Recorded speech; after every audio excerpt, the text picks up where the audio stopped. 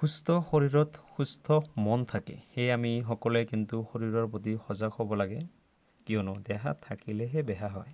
নমস্কাৰ প্ৰিয় বন্ধু বান্ধৱীসকল আৰু ছাত্ৰ বন্ধুসকল, আশা কৰোঁ সকলোৱে ভালেই আছে। আজিৰ ভিডিঅ'টোলৈ আপোনালোকক সকলোকে স্বাগতম জনাইছোঁ।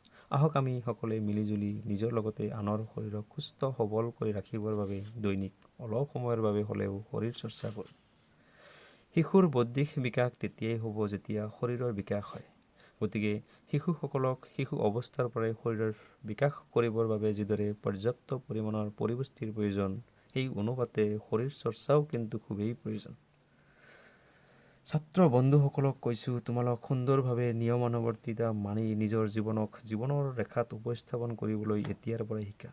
আজিৰ তোমাৰ এই ভাল অভ্যাসবোৰে জীৱনৰ বাটত অংগ হিচাপে কাম কৰিব। সদায় নিজক নিয়মানুৱৰ্তিতাৰ মাজত ৰাখিবলৈ চেষ্টা কৰা আৰু নিজক নিজেই অনুশাসন কৰিবলৈ যত্ন কৰা। আজিৰ সমাজ ব্যৱস্থাত আমি নিজেই নিজৰ গাইড কৰিব লাগিব। সদায় পিতৃ মাতৃ শিক্ষাগুৰুৰ লগতে জ্যেষ্ঠজনৰ প্ৰতি সন্মান ৰাখিবা।